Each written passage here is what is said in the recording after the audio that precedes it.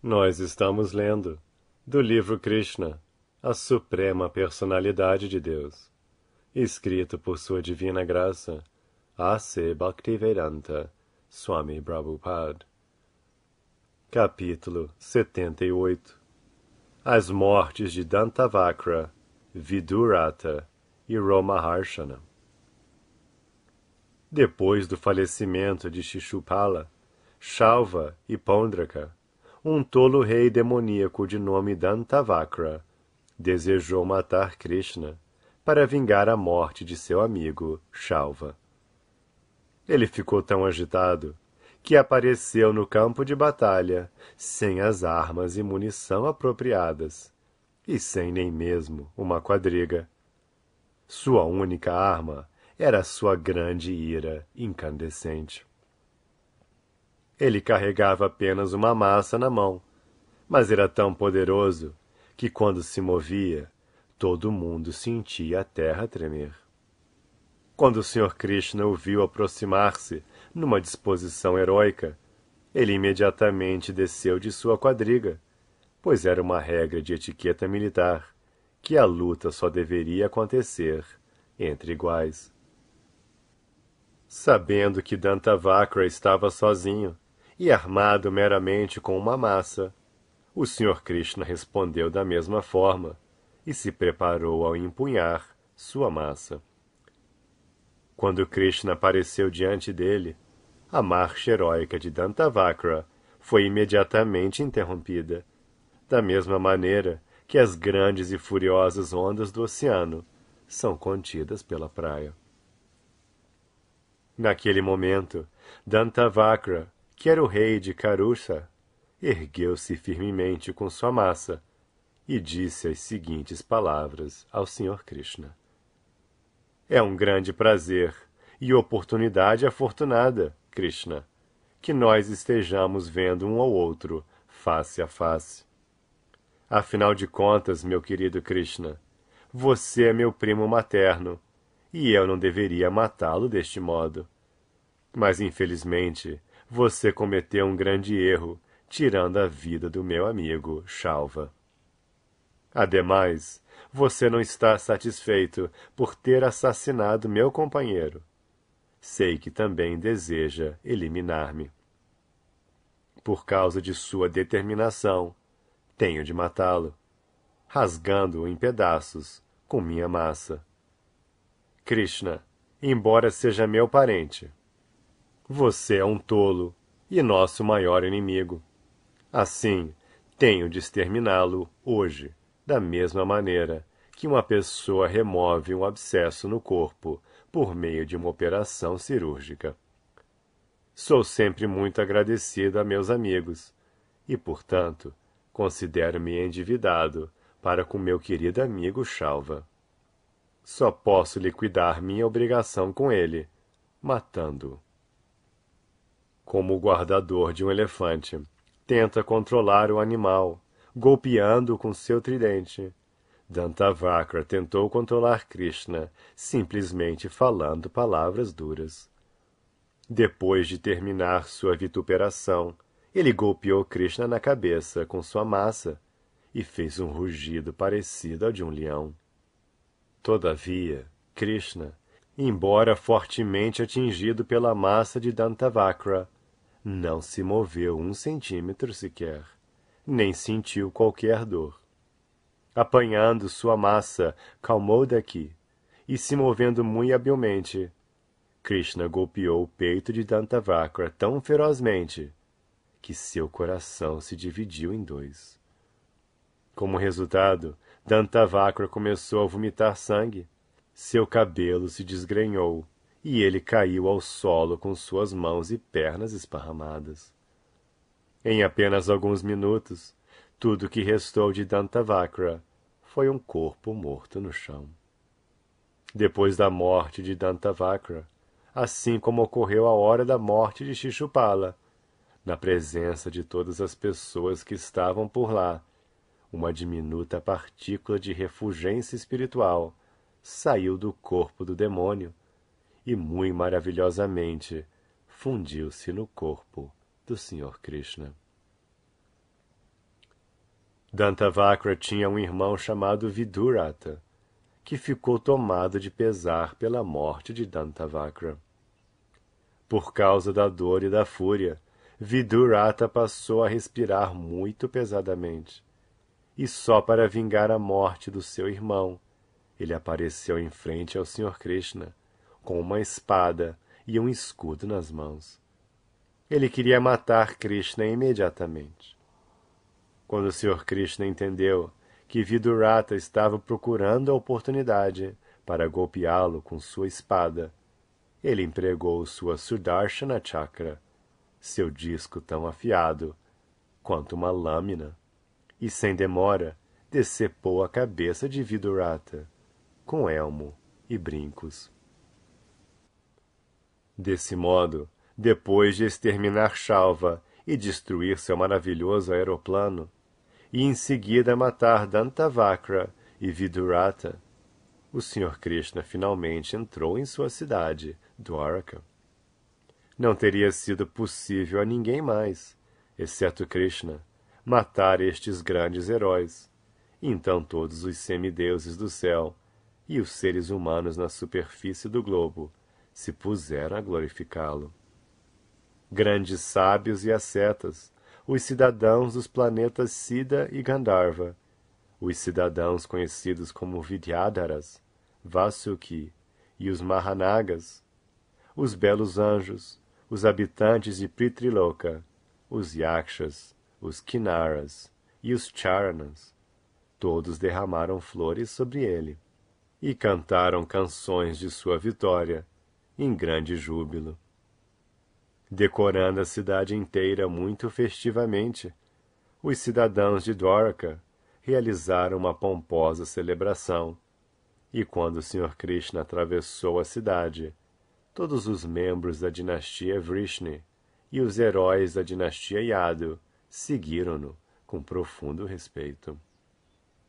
Estes são alguns dos passatempos transcendentais do Sr. Krishna, o mestre de todo o poder místico e o senhor de todas as manifestações cósmicas.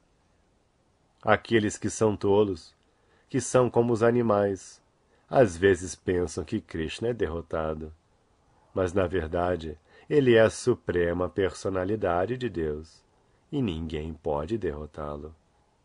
Ele sempre permanece vitorioso, acima de todo mundo.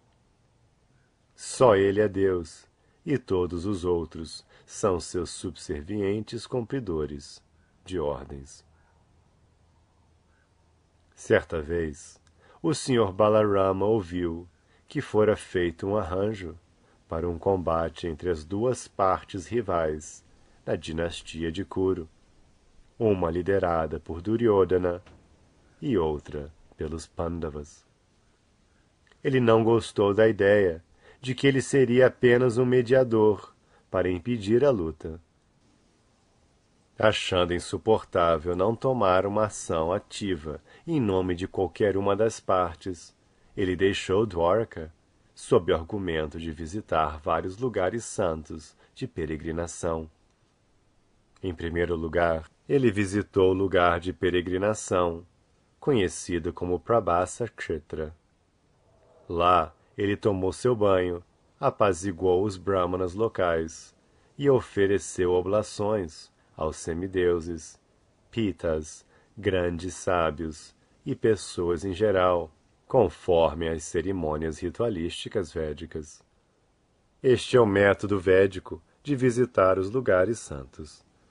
Depois disto, acompanhado por alguns brahmanas respeitáveis, ele decidiu visitar diferentes lugares na margem do rio Sarasvati, tais como Pritudaka, Bindusara, Tritakupa, Sudarshana Tirtha, Vishala Tirtha, Brahma Tirtha e Chakra Tirtha.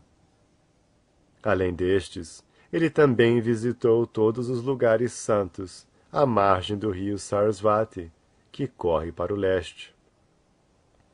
Posteriormente, ele foi ver todos os principais lugares santos na beira do Yamuna e na beira do Ganges. Assim, ele chegou ao lugar sagrado, conhecido como Naimisharanya. Este lugar sagrado, Naimisharanya, ainda existe na Índia, e antigamente era especialmente usado para as reuniões de grandes sábios e pessoas santas com o objetivo de compreensão da vida espiritual e autorrealização. Quando o Sr. Balarama visitou aquele lugar, havia um grande sacrifício sendo executado por uma grande assembleia de transcendentalistas. Tais reuniões eram planejadas para demorar milhares de anos. Quando o Sr. Balarama chegou, todos os participantes na reunião, grandes sábios, ascetas, brahmanas e estudiosos eruditos, imediatamente levantaram-se de seus assentos e deram-lhe boas-vindas, com destacada honra e respeito. Alguns lhe ofereceram cumprimentos, levantando-se e prestando-lhe reverências, e aqueles que eram grandes sábios idosos e brahmanas ofereceram-lhe bênçãos após levantarem. Depois desta formalidade, o Sr. Balarama recebeu um assento adequado e todos ali presentes o adoraram. Todos na assembleia se levantaram na presença de Balarama, pois sabiam que ele é a suprema personalidade de Deus. Educação ou erudição significa entender a suprema personalidade de Deus. Portanto, embora o Sr. Balarama tivesse aparecido na Terra como um Kshatriya, todos os brahmanas e sábios se levantavam, porque eles sabiam quem era o Sr. Balarama. Infelizmente, após ser adorado e ter se sentado em seu lugar, o Sr. Balarama viu Ramaharshana, o discípulo de Vyasadeva, a encarnação literária de Deus, ainda sentado no Vyasasana. Ele não tinha se levantado de seu lugar, nem tampouco tinha lhe oferecido cumprimentos. Porque estava sentado no Vyasasana, ele tolamente considerou-se superior ao Senhor.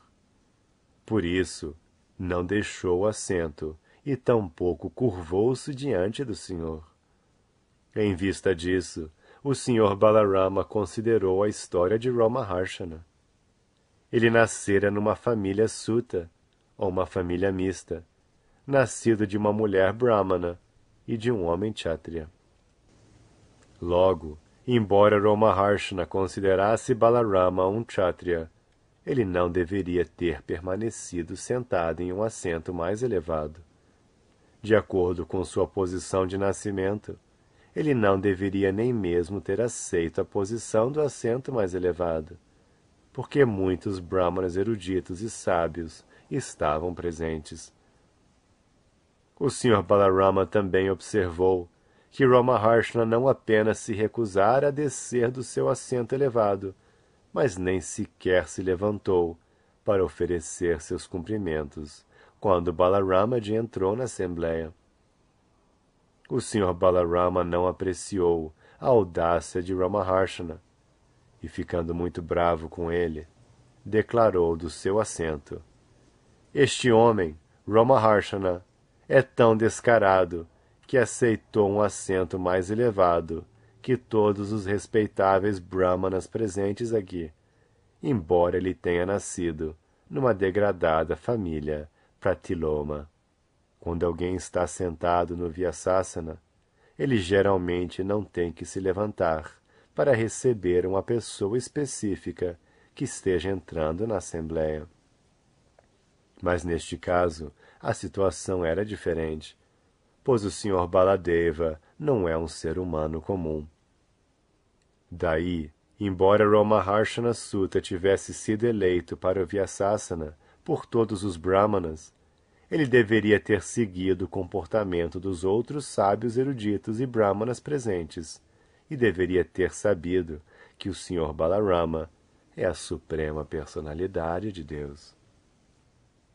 Cumprimentos são sempre devidos a ele, embora tais respeitos possam ser evitados no caso de um homem comum. O aparecimento de Krishna e Balarama é especialmente destinado ao restabelecimento dos princípios religiosos. Como declarado no Bhagavad Gita, o princípio religioso mais elevado é se render à suprema personalidade de Deus. O Srimad Bhagavatam também confirma que a perfeição máxima da religião é a ocupação no serviço devocional do Senhor. Quando o Sr. Balarama viu que Ramaharshana Sutta não entendia o princípio mais elevado da religião, apesar de ter estudado todos os Vedas, ele de certo não pôde apoiar sua posição. Ramaharshana Sutta recebera a oportunidade para se tornar um Brahmana perfeito. Contudo, por causa do seu comportamento inadequado em sua relação com a suprema personalidade de Deus, seu nascimento inferior foi imediatamente lembrado. Ramaharshana Sutta recebera a posição de um Brahmana. Todavia, ele não tinha nascido na família de um Brahmana. Ele nascera numa família Pratiloma. Segundo o conceito védico, há dois tipos de herança familiar mista, chamados Anuloma e Pratiloma. Quando um homem se une a uma mulher de uma casta inferior, a descendência é chamada Anuloma. Mas quando um homem se une a uma mulher de uma casta superior, a descendência é chamada Pratiloma. Ramaharshana Sutta pertencia a uma família Pratiloma, porque seu pai era um Kshatriya e sua mãe uma Brahmana. Porquanto a realização transcendental de Ramaharshana não estava perfeita, o Sr. Balarama lembrou-se da sua herança Pratiloma. A ideia é que qualquer homem pode receber a chance de se tornar um Brahmana, mas se ele utilizar inapropriadamente a posição de um Brahmana, sem realização verdadeira, então sua elevação à posição bramínica não é válida. Depois de ver a escassa compreensão de Ramaharshana Sutta, o Sr. Balarama decidiu castigá-lo por ser presunçoso. O Sr. Balarama disse então: este homem está sujeito a receber o castigo de morte, porque embora tenha boa qualificação de ser um discípulo do Sr. Vyasadeva, e embora tenha estudado toda a literatura védica de autoria daquela elevada personalidade, ele não foi submisso na presença da suprema personalidade de Deus. Como declarado no Bhagavad Gita, uma pessoa que é de fato um Brahmana muito erudito deve ficar automaticamente também muito gentil. No entanto, embora Ramaharshana Sutta fosse muito instruído e tivesse recebido o ensejo de tornar-se um Brahmana, ele não se tornara polido. A partir daí, podemos entender que alguém arrogante, devido às aquisições materiais, não pode adquirir o comportamento polido condizente a um Brahmana. A aprendizagem de tal pessoa é tão boa quanto uma valiosa joia que decora o capelo de uma serpente.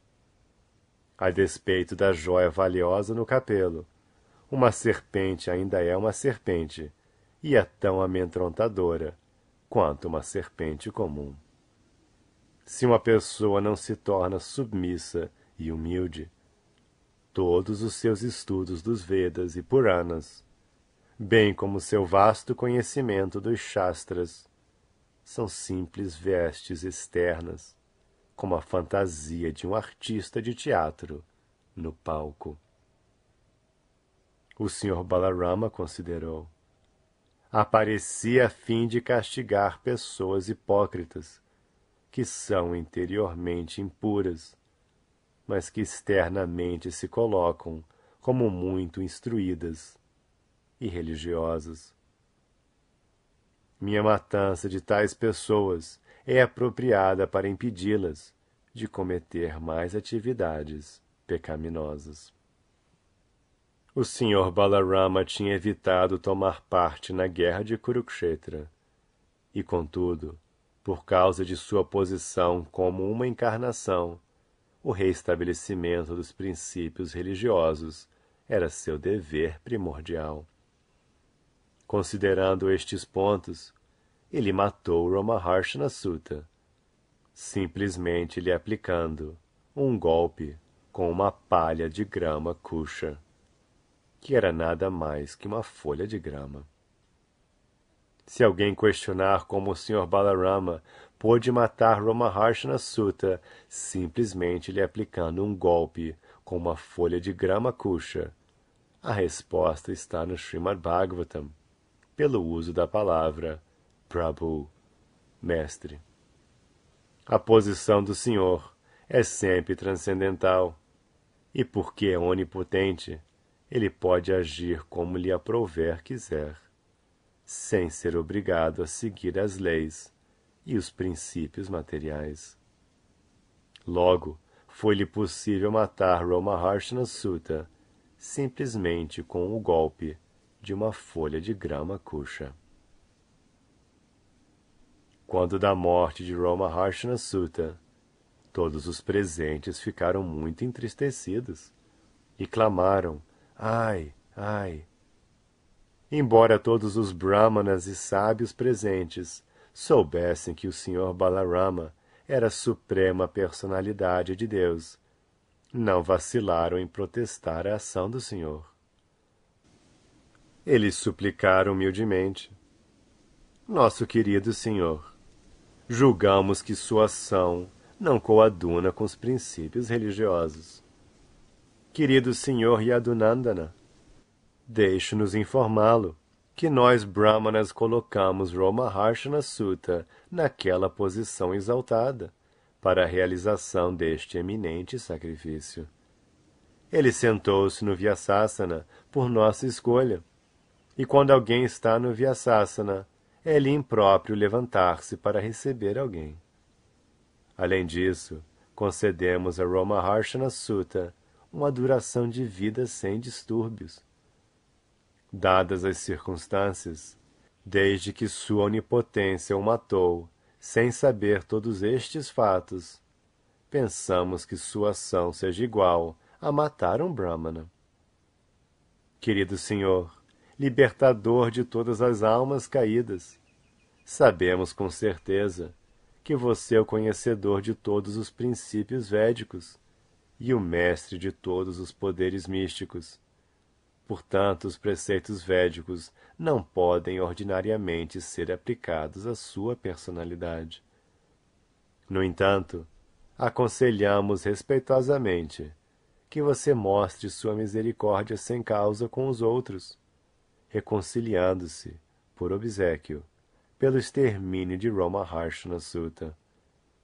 Porém, não sugerimos que tipo de atitude você deve executar para reparar sua morte.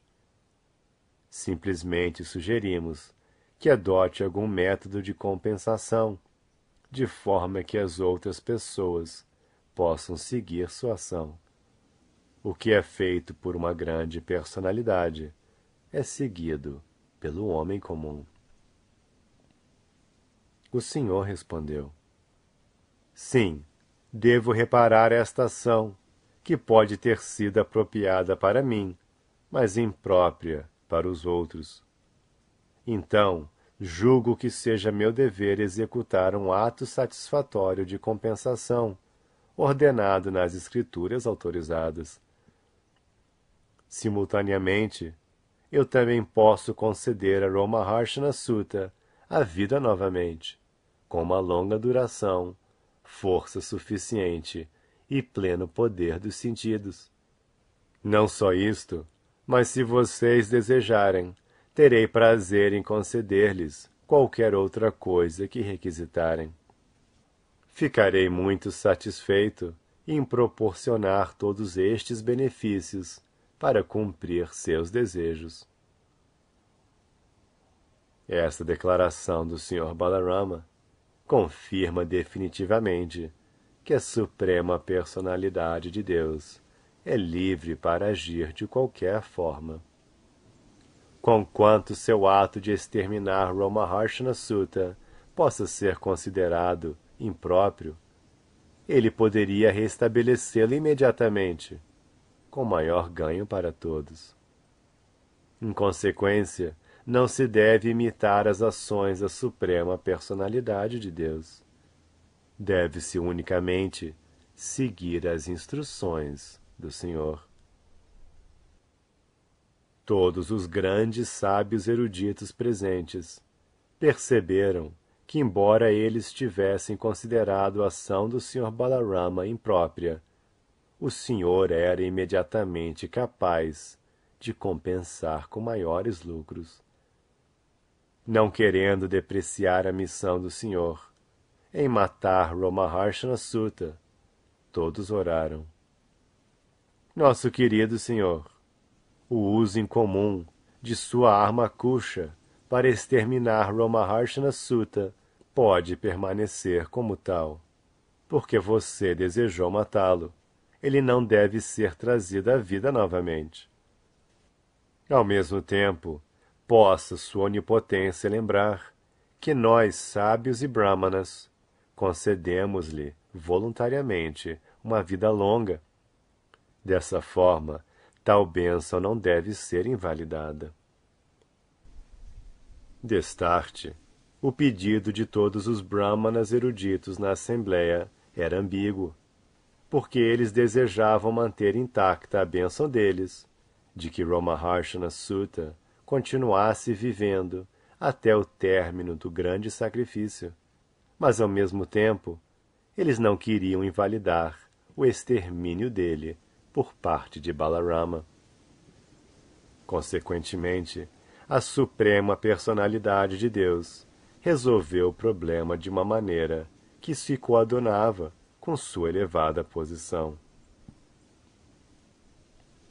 Ele afirmou: porque o filho é produzido do corpo do pai, os Vedas preceituam que o filho é o representante do pai. Portanto, afirmo que Ugrashrava Sutta, o filho de Romaharshana Sutta, daqui por diante, deverá assumir a posição do seu pai e continuar os discursos dos Puranas. E porque vocês desejaram que Romaharshana tivesse uma duração longa de vida, esta bênção será transferida ao filho dele. O filho, Ugrashrava, terá assim todos os benefícios que vocês ofereceram: uma longa duração de vida e um corpo bom e saudável, sem perturbações, e força plena em todos os sentidos corpóreos. O Sr. Balarama então solicitou a todos os sábios e brahmanas que, independentemente da bênção oferecida ao filho de Romaharshana, eles deveriam pedir-lhe qualquer outra bênção, e ele estaria preparado para satisfazê-la imediatamente. Dessa maneira, o Senhor se colocou na posição de um kshatriya comum e informou aos sábios que ele não sabia como poderia reparar a morte de Romaharshana. Porém, teria grande prazer em atender o que quer que eles sugerissem. Os brahmanas puderam entender o propósito do Senhor, e assim sugeriram que ele os recompensasse de uma forma benéfica. Eles disseram: nosso querido Senhor, há um demônio muito poderoso, de nome Balvala. Ele é o filho de Uvala e visita este lugar sagrado de sacrifício todas as quinzenas, na lua cheia e dias sem lua, criando uma grande perturbação à execução de nossos deveres sacrificiais. Ó descendente da família da Sharra, todos nós pedimos-lhe que mate este demônio. Julgamos que se você o matar, por gentileza, esta será a sua compensação a nosso favor. O demônio vem aqui ocasionalmente e lança profusamente contra nós coisas contaminadas e impuras, como pus, sangue, excrementos, urina e vinho. Ele polui este lugar sagrado, despejando tal sujeira sobre nós. Depois de matar Balvala, você pode continuar visitando todos os lugares santos de peregrinação durante 12 meses, e deste modo se liberar completamente de toda a contaminação. Esta é nossa prescrição. Neste ponto, encerram-se os significados Bhaktivedanta do capítulo 78 de Krishna, intitulado O Extermínio de Dantavakra, Vidurata e Romaharshana.